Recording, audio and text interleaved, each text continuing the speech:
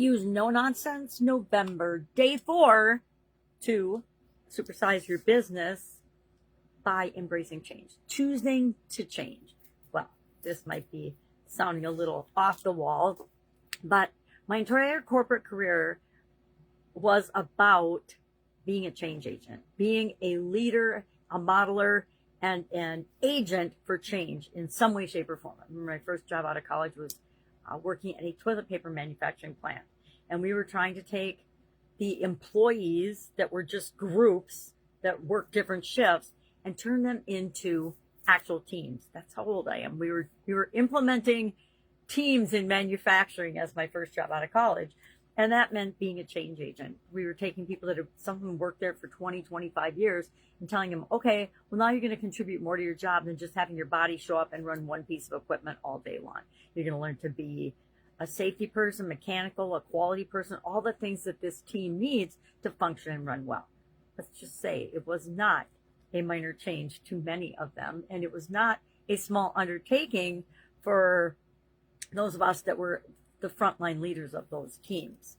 I learned very early on in my career, and part of my college training, I think, helped to prepare me for this, was that change is going to happen all the time. It's inevitable, and we can either be an agent and a positive force for change and help to make it go smoothly and flow, or we can resist it. Just like anything, if we resist it, that just really hurts us more than anything else, because the change was going to happen whether people adopted it or not.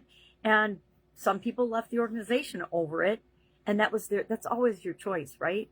But to stay stuck in the same way of doing things for decades, just to be stubborn and think that you're right, is this pretty silly reason to not change. Now, there's all kinds of great books out on the topic of change. If you need to know more about change, I don't pretend to be an expert by any stretch of the imagination, but I have learned over the decades of being involved in businesses of my own, as well as working for corporate America for over a quarter century simultaneously, that we can resist and push against something, and we're just going to get more of that. If you run into a brick wall, you're going to get hurt. And trying to stop the world from changing and things from moving forward is going against universal laws.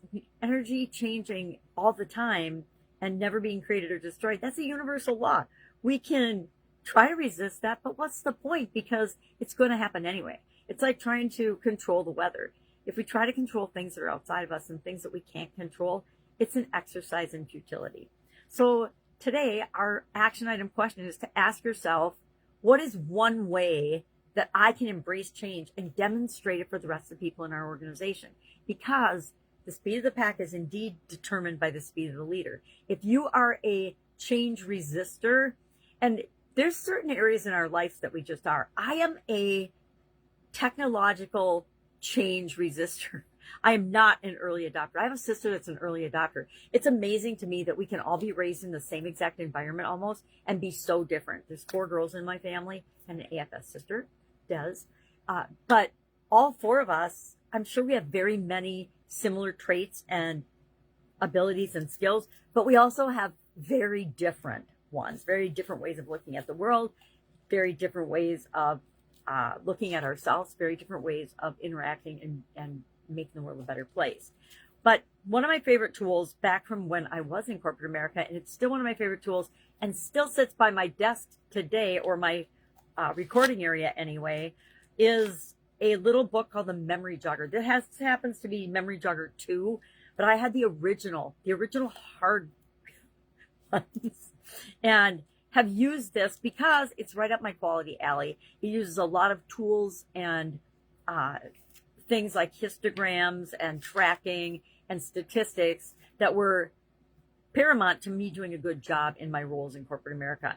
And I just became a real like for these, partly because they're pocket size, so I could carry it with me if I needed to, if I wanted to show somebody something or say, hey, this isn't just me saying this.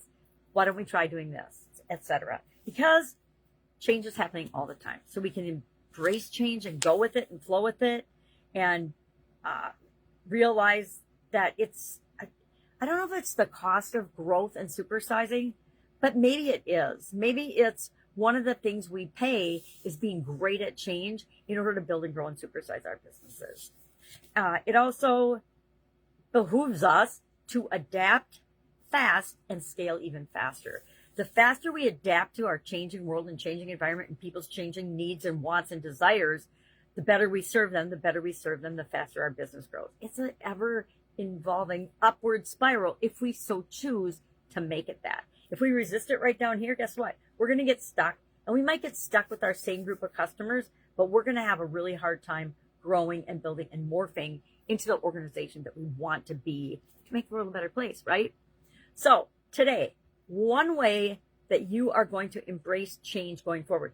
Maybe you're trying to change something or do something in your business right now and people are resisting.